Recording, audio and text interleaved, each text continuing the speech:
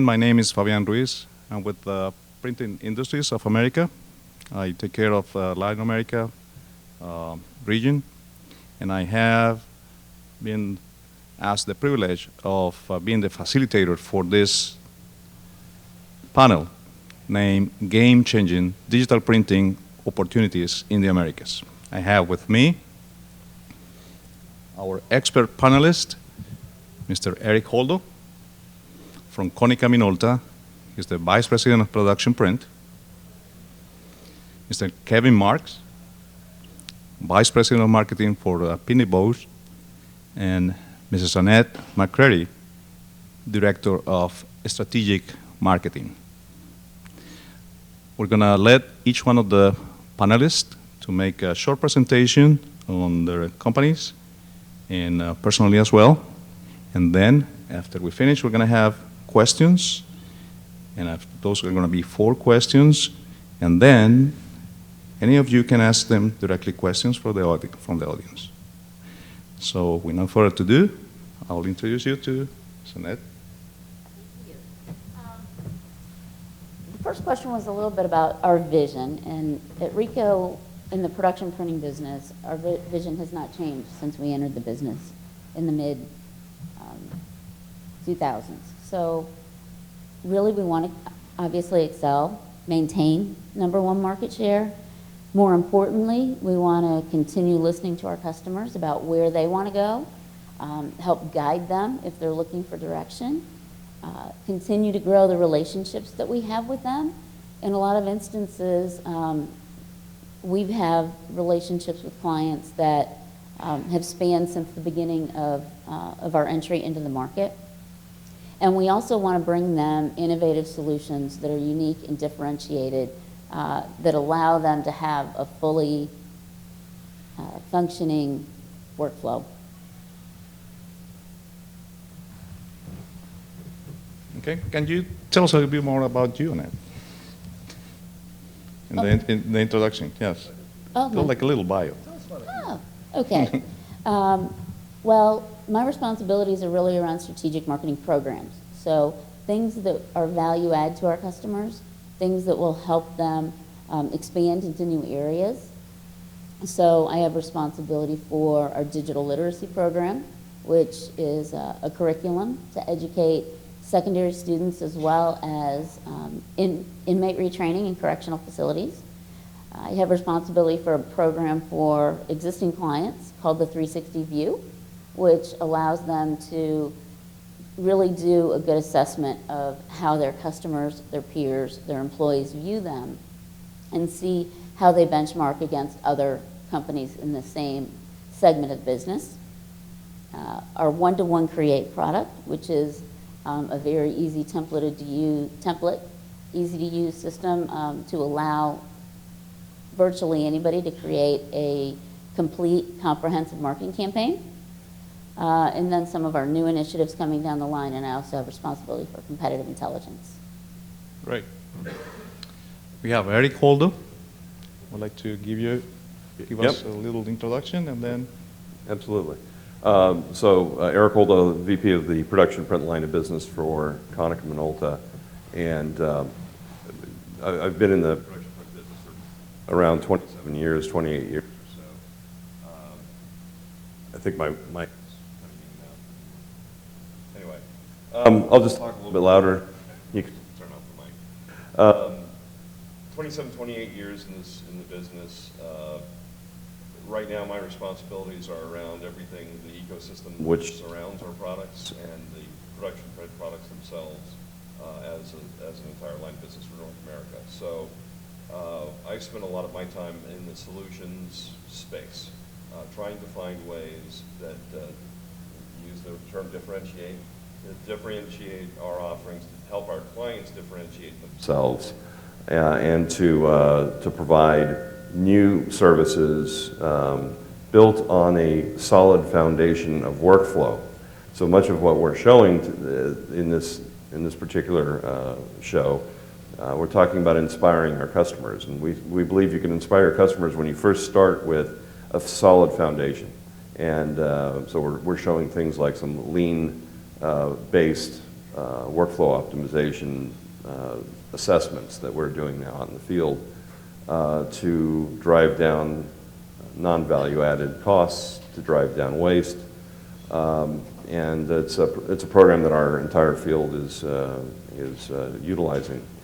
We also are focusing on the marketing services area at the show here, and we'll talk a little bit more about that during the question piece. But essentially, just to sum it up, I think the KM presence here is really more about unique differentiation in the market than it has been in the past, and we're very excited about how things have turned out with Graph Expo here this year.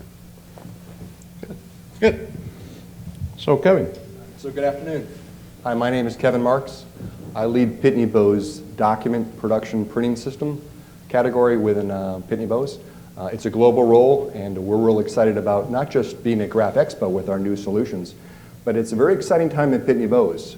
We are a company about growth, reinventing ourselves, and I thought an efficient way to do that would be to harness the power of our friend in video mode and share with you the new Pitney Bowes as we reveal ourselves to customers and clients across the globe. So, sir, if you would roll the video. An ever-changing world of commerce today, complexity is a constant. Data abounds. Error-free is the expectation. And physical and digital transactions work in concert to create real business impact. As this world of commerce has evolved, Pitney Bowes has evolved too. Today, we're a global technology company powering billions of digital and physical transactions for more than 1.5 million small businesses and for 90% of the Fortune 500. How did we get from there to here? By understanding the value in getting every transaction exactly right. In everything we do, we're driven to deliver accuracy and precision to help our clients create meaningful impact.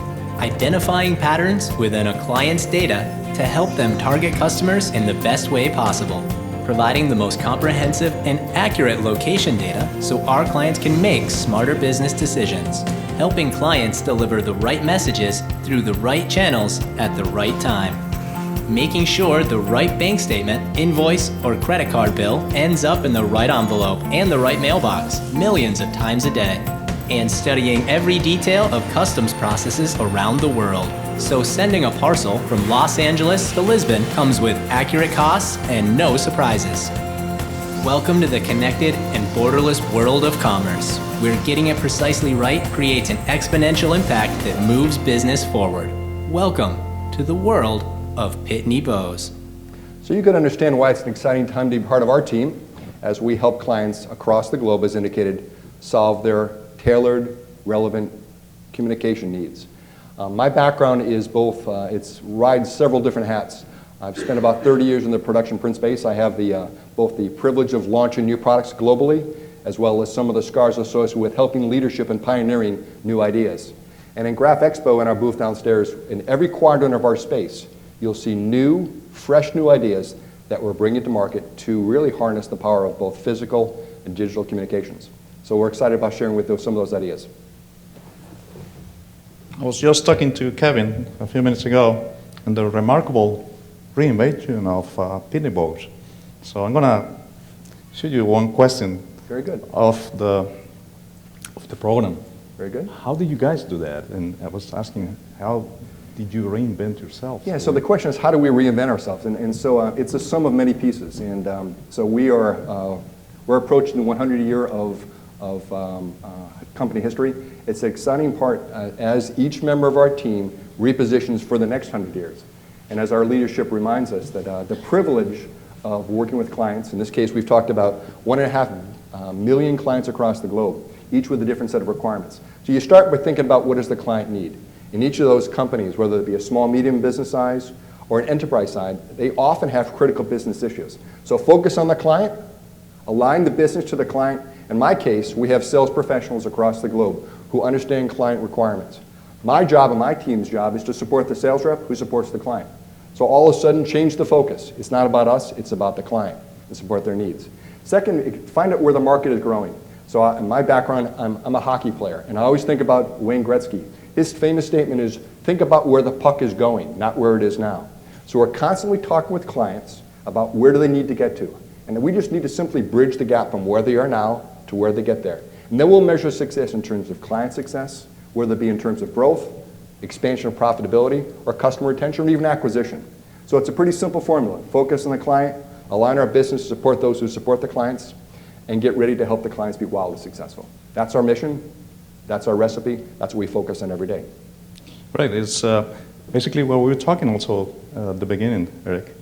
It was the focus on the customer. Could you share with us your... Yeah, absolutely. Where we focus all of our effort at this point is the experience of that customer. Part of my background was starting up and selling a couple of print operations. So I've been on the other side of the table several times. And, what I really learned was the difference between what happens when you are selling a product and what happens when you are using that product to make your living. It provides a whole different set of priorities. And you learn that when you were selling these devices for a company that's not here, let's say, the commitments that you made as a salesperson selling a big piece of production equipment wasn't necessarily what the, you want the pack? It wasn't necessarily what the customer needed. Good thing Brian didn't come. There you go. All right. Anyway, so at that point, I started to realize, you know what? I have to focus our efforts on the use case of that customer. What do they need? How do they need it? Why do they need it? And do we need to help them with education to begin with? This industry has changed a lot over the years, and we're finding ourselves now becoming much more of a marketing consultant than a print consultant. Print is just one form of what's happening in this industry. It's multi-touch. It's understanding digital attribution to marketing methods. And it all starts with that experience of having gone through it and understanding that we can no longer just develop product and expect that people are going to use it. It has to be based on the voice of the customer and their actual use case. So I think what we've done a very good job of is understanding what the customer needs are, building product, building solutions around that, providing an experience that makes a differentiated offering to them. Right. And Annette, we're also talking about the spectacular marketing that Rico does. I can see that in Latin America, and it's very reaching to everybody. What do you have to say about that? You also mentioned something about training that I find it very interesting. Yes, we do. We do extensive training to make sure that our sales professionals and support professionals are up to speed. We also have really expanded the breadth of our service and support organization. So just in the U.S., you're looking at well over 1,000 resources that support nothing but production. What we've done over the past several years, sort of referencing Eric's comment, we've gone from selling printers to selling whatever comes out of that particular project. As we migrated there, what we realized was we can't do it all. So we have to find the appropriate trusted partners to help us go from creation, imagination, all the way through delivery and implementation. So advanced finishing options. One of the examples is we have a new universal interface that allows us to connect to virtually any third-party finishing device and bring it in line.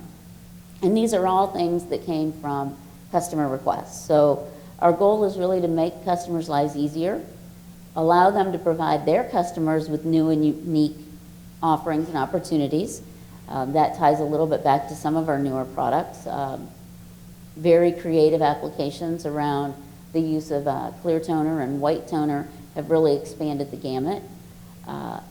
The other thing that we did with the new 7110 product was we felt that customers may be a little bit intimidated by what do I do with the white or the clear? Or how do I build a file with that?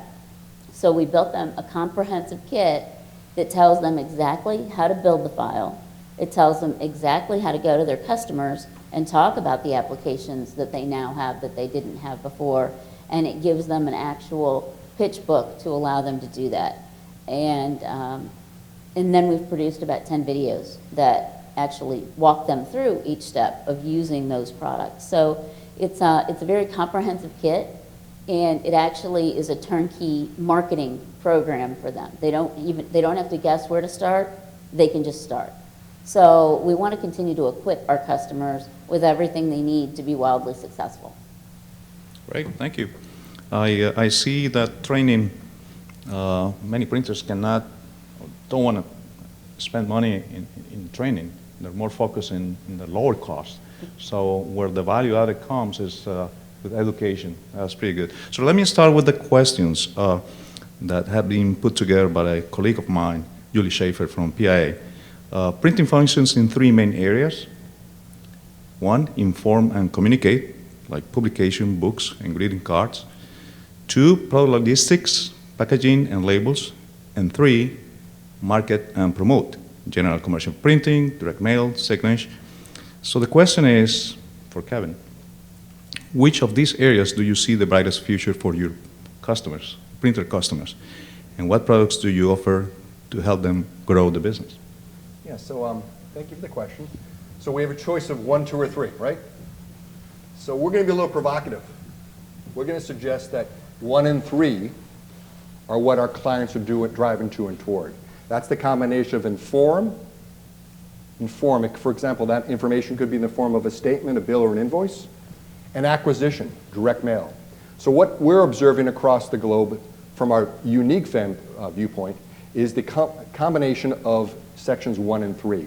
In fact, we're accelerating that growth because we think that our clients, who are often the world's largest banks, insurance companies, utilities, healthcare, and governments, are looking to harness the power of building that predicted monthly appointment with their clients, which is the statement. They want to make that statement work harder. So we have developed the end-to-end tools, not just the print component, but rather the full end-to-end tools that help that marketeer to exploit that monthly appointment with their customers. We're building the tools that help that marketeer within a bank, insurance company, telco, or utility to build the content and leverage our location knowledge, our location geocoding experience to make sure that the content on that statement can become an opportunity to not only renew that business relationship, but also to acquire and cross-sell other aspects.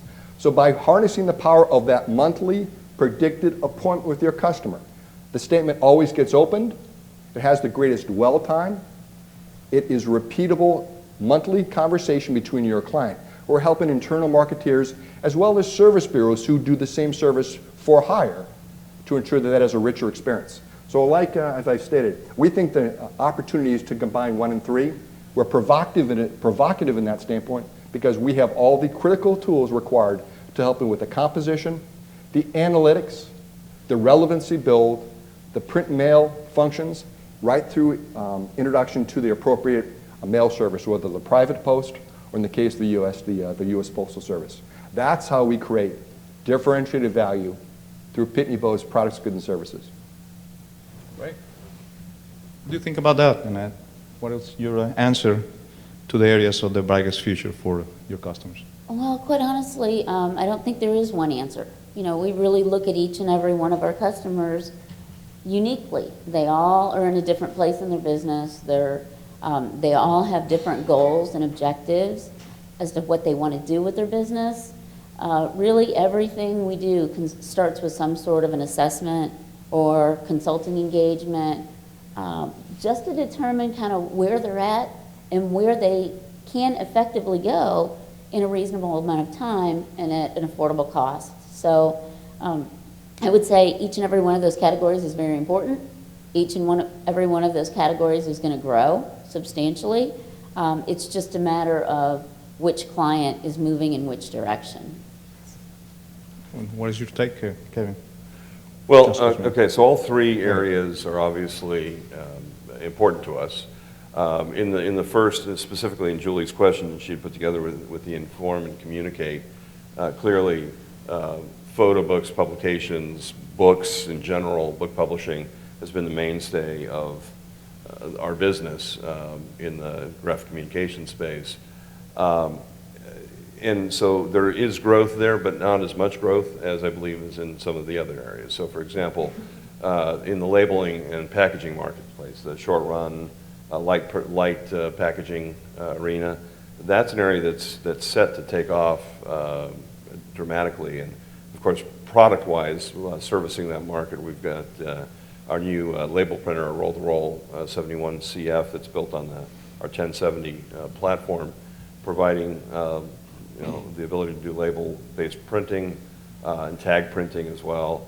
And the KM1, which is a 23 by 29 inch UV press, inkjet press, that is allowing customers to get to that 24-point thickness or 0.6 millimeters and get into light packaging that maybe weren't there before, coupled with other solutions around like laser cutting and whatnot to process it. So that's a huge growth area. I think the CAGR on the packaging and label market is somewhere around 24%. Is expected year over year. So clearly there's growth there, and a lot of our product development efforts are in that space. But really the marketing and promotions area, I think, is the biggest area of opportunity for us to affect our clients. Our goal is to elevate the discussion that our clients are having with their customers. So let's say a graphic communications customer, commercial printer, what have you. Elevate the level of conversation he's having with his clients, letting our sales reps elevate the level of conversation that they're having, because I want them in the CMO suite. I want them with the VP of marketing. And why is it? Well, that's the brand owner. That's where all we do for color and everything else is all about preserving corporate identity and brand identity. So by targeting the marketing suite with tools that are not traditionally print-based, we're talking about cloud-based marketing calendar, workflow creation, what-if analysis in multiple scenarios, using best practices from 400 different data sites every day to track a company's performance and all the analytics that go behind that. It's kind of like getting a room full of people at, let's say, a company like, say, Coca-Cola. I mean, it's not a customer, but a big, great marketing company that knows analytics and they know how their products are sold. Well, this is giving them those types of insights into their business, into the effects of their day-to-day campaigns, whether or not it's direct mail, web, or print, or TV ads, or billboards. It's all incorporated into this platform to provide marketing analytics solutions. So with that, with our marketing as a service offerings, where a customer can pick up a marketing execution platform, a cross-media channel platform, and get the services of one of the best graphic creative services agencies in the country, or in the world actually, and use them on a retainer basis to actually execute marketing campaigns, multi-touch, multi-point marketing campaigns. That's a unique experience, because right now the printer today doesn't have the expertise necessarily. Some have evolved to this, of course, but where marketing service providers as a category has failed in the last several years to achieve is because there's been no direct help for them to actually execute these very complex campaigns with the expertise that you have in an ad agency or creative agency. So we're now giving them access to those tools as well in conjunction with our cross-media platform. So lots around the marketing suite and around the services around that for us is a very large growth opportunity. Yeah, thank you. A couple questions out of the context. I saw, I think it was yesterday, the magazine that is given to us, it said the first page, it says inject, inject, inject. So do you think that the inkjet is definitely the the system or the printing system is going to prevail? That's the first question. And the second question is, and you mentioned KM1, which is a cooperation between Komori and Konica Minolta. And also, I'm seeing also a combination of other technologies. There is one company that is using Flexo with digital. Do you see that as a future also? A combination of processors? Yeah. Yeah, well, yes. I mean, I think that companies like Gallus and Heidelberg are incorporating some inkjet and Flexo combined printing, which is pretty neat. It's a very interesting concept. And very important in the packaging market, by the way, because of that ability to do single hit white. That's the bane of the existence of doing a fifth color with white, is that if it's not single hit, the blues tones aren't bright enough, it doesn't look white to your eye, and it doesn't work for packaging. You have to do multiple hits. And so the Flexo combination with inkjet is a very powerful player for that part of the marketplace. There's no question, we're hitting the maximum speeds of how you can fuse toner to paper. You need pressure, you need heat in order to fuse those traditional toner devices, those EP devices. And we're at a point where inkjet is going to be the answer because of the speed factor. And as the industry evolves around inkjet, I mean, there's different categories of inkjet, of course. I mean, you guys do very well in that transactional color space and have been for quite a while.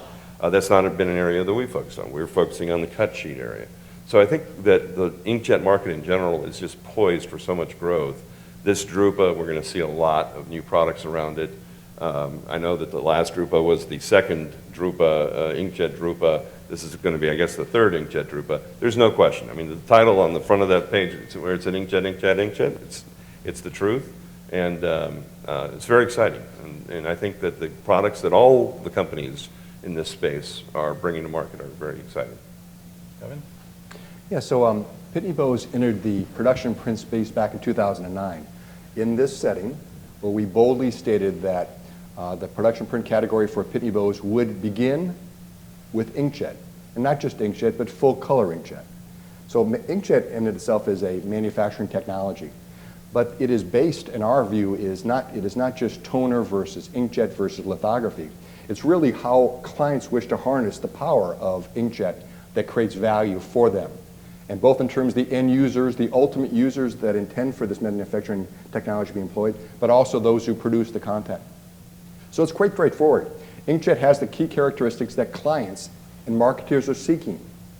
They're seeking to have a relevant, targeted, direct conversation between them and their end user. So inkjet on itself is the manufacturing technology. But the intent there of our participation in this space is to harness the power of color, full, no compromise, all points addressable, inkjet color, to craft a message such that each customer touch, physical, in this case with inkjet, or as well as whether other products are digital products, is tailored and relevant.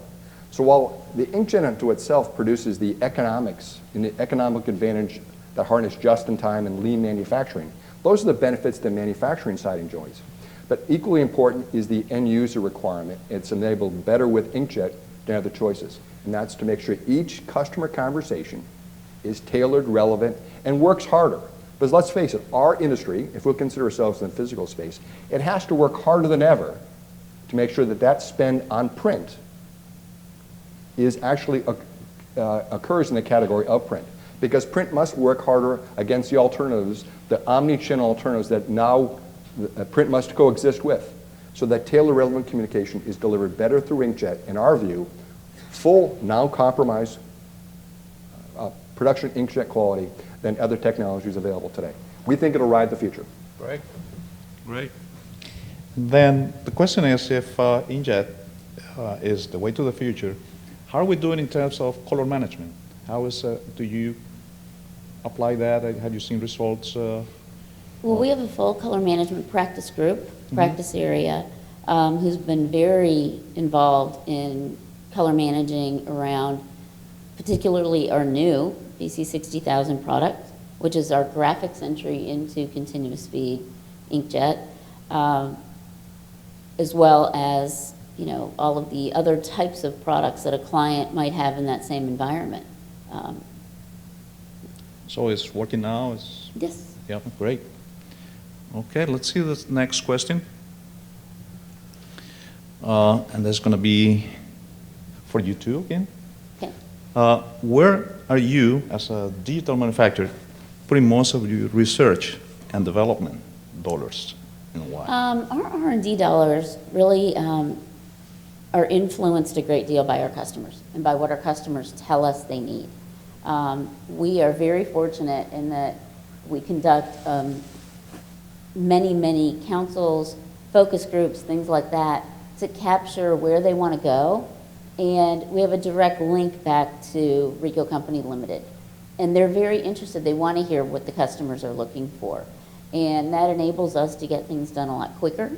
But overall, R&D for the past few years has really been focused around enabling total solutions. So, for instance, the interface box, that allows us a whole other world, and that's something that they asked for. Some of our acquisitions of software partners allow us to manage that entire piece, and some R&D goes into that to customize some of those solutions. And then we obviously have the whole total flow suite of products that we continue to improve and features and functionality to, and there's a lot of R&D that goes into that. How about your company, Eric? So R&D at Konica Minolta, there's a great percentage of our profits go back into the company, and it really spans quite a list, because we're still very heavily in the optics and sensing marketplaces. So there's a lot of R&D going on there, film technologies for windows and lights and OLEDs and things that are not traditionally just in the print space. Medical imaging marketplace is a big area of R&D. But of course, to the core business, we have to make better and better products, both in the office and in the production space, that meet the needs of customers. So from a technology perspective, we spend a lot of efforts around mastering that image, making that image the best possible image and the most reliable device. And inkjet, of course, you know, we've got 30 years of heritage in inkjet. Our first production level inkjet device was 15 years ago in the textile printing marketplace. And we have the lion's share of most of the market in component ink for piezoelectric ink and inkjet heads. So it's a lot of effort is still in the chemical side, in the inkjet, and those efforts. And then, you know, our software environment, not just from what we see, but the inner workings, the firmware of the devices, the color management pieces, those all have to come together as well. But from a dollar for dollar perspective, I don't think that's not necessarily where all the development dollars are going, because we have partners that we work with to develop those solutions. They focus on their core competencies, we focus on our core competencies and pull them all together. So. Yeah. Well, Pitney Bowes, yeah. So we've got a little different perspective again. Again, it's the advantage and privilege of sitting with learning colleagues, but also offering a different perspective. So we shared in 2009 a different view. Link, print, and mail make it one. So our typical customers use the power of physical and E to communicate with their clients. And the challenge that is associated with some of these regulatory-based industries like finance or healthcare are simple facts that imprecise information delivered to the wrong community create major regulatory challenges. So if I get the wrong invoice, if I have HIPAA information, I have an opportunity to be on the Wall Street Journal. And I can assure you the world's largest finance, telco, utilities, and property casualty and healthcare do not want that opportunity. In fact, they ask different things of us. They expect precision and accuracy. So the worries of great investment with Pitney Bowes are illustrated by our announcement this week on a category called Clarity. Clarity is about the Pitney Bowes and General Electric's partnership to harness the power of the industrial internet. And this industrial internet allows us to look within our devices, both our mail finishing systems, our high-speed inserters, and our high-speed printing systems, and interrogate that system in terms of what is going on within, ensuring accuracy that each customer communication is to the intended audience, right down to the page level and the object level within. So the industrial internet is about harnessing the power of speed, precision, and accuracy to ensure 0 bad hair days. And because some of the industries that we support, the concept of imprecise information, inaccurate information, is so expensive, it will shut one down. So harnessing the power of the internet says it's not just about speeds and feeds. Those are the baseline antes, but it's about ensuring that each of those touches are accurate, precise, and consistent on a day-over-day, multi-shift operation, whether that operation is in North America, Asia Pacific, or Latin America. So a printing machine is almost like an ATM. It has to be like a 6 Sigma, more than that, 8 Sigma precision. Correctly. We regularly have discussion with clients. If we delivered on 6 Sigma, 3.14 defects per million, any one of our customers would be out of business before lunch. We cannot operate at 6 Sigma and deliver that kind of results. Those are insufficient level of quality. Even a lean 6 Sigma environment, 6 Sigma would not let us start in the morning and get to lunchtime. That customer would be fired. That's good. Good information. One of the things that caught my attention is that there was a meeting in Switzerland at the beginning of this year. It was convoked by Hunkler. Hunkler, yeah. Yeah. Innovation Days. Yeah. And Xerox, which is the inventor of the toner, didn't show any toner machine. Came up with their own inkjet. So that tells us where the inkjet is going. So the next question is about personalized printing, which seemed to be 10 years ago a big hoopla. And the question is, why do you think it hasn't taken off to the extent predicted 10 years ago? What are you guys doing to make it easier for printers to offer personalization services? So that goes to Annette. Okay. I think all of it is a fear factor. They've seen demos over and over. They think it's great, but how do I get into it? I don't have the designer that's effective in doing that. I don't have the database information I need. I don't necessarily know how to plug all that together. I don't know which mechanism I want to use to communicate that out. And I don't know that anyone's been really good at providing sort of an entry-level, no-fear solution up until this point. So from our perspective, we have a program called Campaign Fundamentals, and that really evaluates where they are, what their biggest fear is around implementing personalized print, and we can plug them into the appropriate slot. So everything from, as I mentioned, one-to-one create, which is template-driven, anyone can use it, all the way up to the highest end, GMC personalization, things like that. So I think the key is to make sure you evaluate them correctly. And again, training, make sure you train them effectively, walk them through the first campaign, make sure they're comfortable using it, and then you'll see them continue to do that. So why has it failed? To Julie's question there, I think it's failed because of proper data mining abilities. I mean, most printers that are, or graphic communications people that are delivering VDP jobs, not so much in the transactional space. We understand TransPromo's been working well for a while and is very effective, but really more in the direct marketing, the audience of one marketing area. It's the failures there, and I don't necessarily agree it's failed. I think there's been quite a lot of success in it, but the failures that do exist are from a lack of understanding the motivations of the person who's opening that piece of mail. When it shows up in your mailbox, think back many years. There was I don't know if you remember Bed Bath & Beyond or Stroud's, they would have that 20% coupon that was about this big. And it's the first thing that ever showed up in my door that was that big. The other mail postcard pieces were, smaller postcards. And all of a sudden, everything starts showing up in that larger format. And it jumps out, but now it's all noise again. So now you're starting to see a return to a smaller postcard size because it jumps out at you in your mail stream.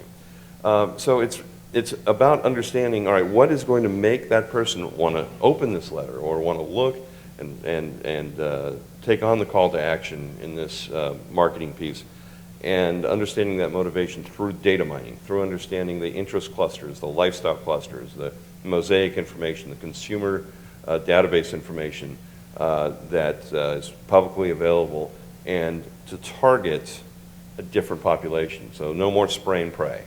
No more pre-printing and then we'll overprint, or even in one process where the only piece that's variable is name, address. It's got to be an experience where you're leveraging your knowledge about the individual to best target them. And so data mining expertise, we now offer data mining services doing consumer database cross-referencing to identify what the top deciles within the target group are and how to best reach them. And so don't send out to 100,000 people, send out to 20,000 people and do 8 impressions over 8 weeks or 11 impressions over 11 weeks to drive that message home. It's a different tactic than just, I'm going to do a variable data piece. It can't just be a one marketing piece anymore, one direct mail piece. It has to be the campaign and the data that's driving that campaign.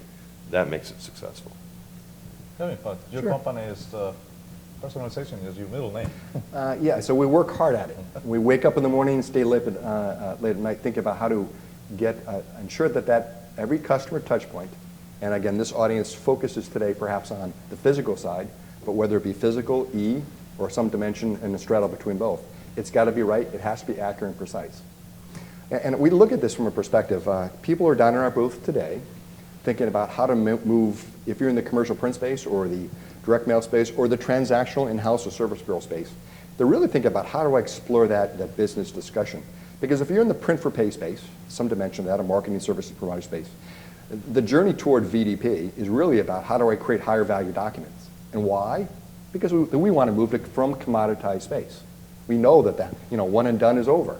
So the commoditized space is what we're trying to avoid. We're trying to work toward higher value documents. And a value document says, how do you reach your end user in a compelling way?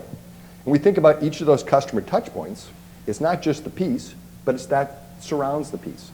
So we have examples of clients in our booth today, as we speak, that are harnessing the power of not messaging the right message on the document, but also on the envelope itself.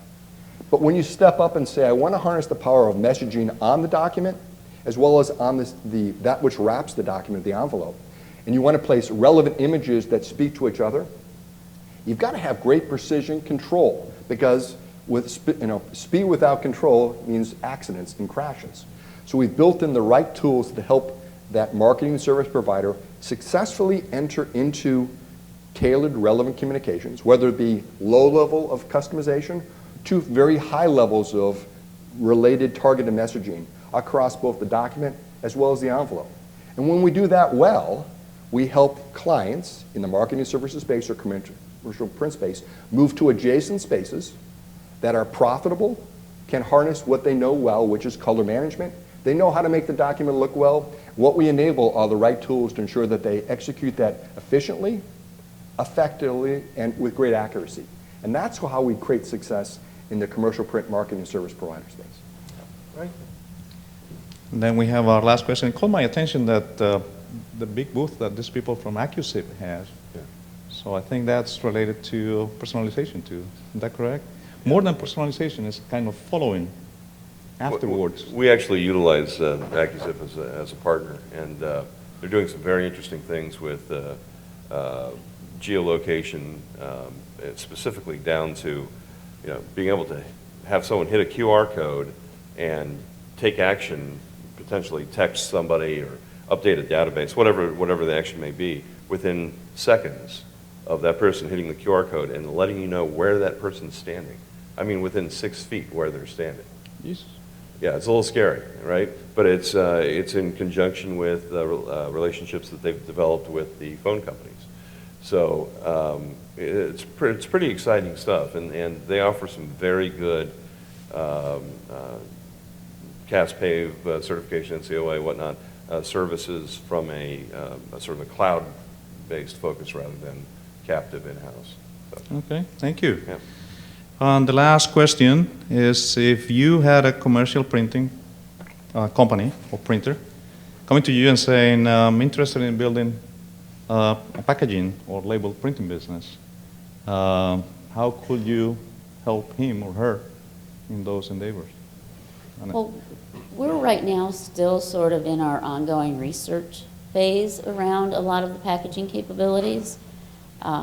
We definitely recognize the opportunity, but whatever we do, we also want to make sure that we do it right, and we do it in a way that provides clients a differentiated solution. We don't want to be a me too. So we will continue that research and see where we can enter that market with a unique solution. Right. So we see this as, obviously, as I said before, a growth opportunity that's pretty significant. And as I mentioned, we have the roll-to-roll label printer based on our toner technology. So it's got UV light fastness to it and some other characteristics that make it great for short-run label production. And we have a label management system as far as the software tools to put those labels and packaging pieces together. But I think this industry is going to be a little bit surprised. The converters are the guys that are currently driving a lot of the short-run label and packaging requirements. And I don't think that's where the growth is going to come from. I mean, they're looking at it from running it from large presses and bringing it down to something smaller that they can crank out to 3,000 or 5,000 or 10,000 instead of 100,000 or 500,000. I think the growth is going to come from the traditional commercial printer and specialty printer out there that wants to face off against that market and wants to own more of the brand identity, and that brand extends to the label that sits on it. So I think there's a lot of opportunity for the commercial printer to grow into that space, a space that they've really never been before, and other technologies around cutting, for example, laser cutting, not having to have preset dies. That's a major issue in my mind because it takes a long time and it's expensive to do dies. I mean, it's come down in price, but if I don't need a die, if I can do full variable boxes, packages, or labels on the fly, that flexibility I think is going to serve the commercial printer well. Right. So from our perspective, we're seeing a little different view of the world. If a client says we need help, we want to investigate the power of packaging and label making, we would typically refer them to our strategic alliance partner, HP, the world's largest printing company, where they have demonstrated production class, manufacturing class solutions for both for high volume inkjet, carton and packaging applications. They're showing applications, examples of that today. But also I urge you to keep, depending if you're, as you move and grow your business, in the parcel sortation. So if your home is anything like the Marx's home, I'm not sure who gets more deliveries. Are they from enabled through the U.S. Postal Service or from Amazon? So we see each of those parcel deliveries to be a part of the labeling and packaging opportunity. So you should stand by for exciting announcements from Pitney Bowes in the parcel sortation, parcel labeling space that we think will create a new opportunity, new sets of opportunities as we see the growth in global parcel sortation and global parcel transportation start to become pretty exciting. I think you may know that we are established our partnership with eBay. So every time across the globe someone selects a global payment that handles both the duties, customs, and the actual estimation of postal costs, that's Pitney Bowes, powered by Pitney Bowes kind of application. So that's where we'll see the growth that perhaps members of this audience in the commercial print space can start to harness. Thank you. Let me just give a round of applause to and to yourselves to be with us today. Thank you very much.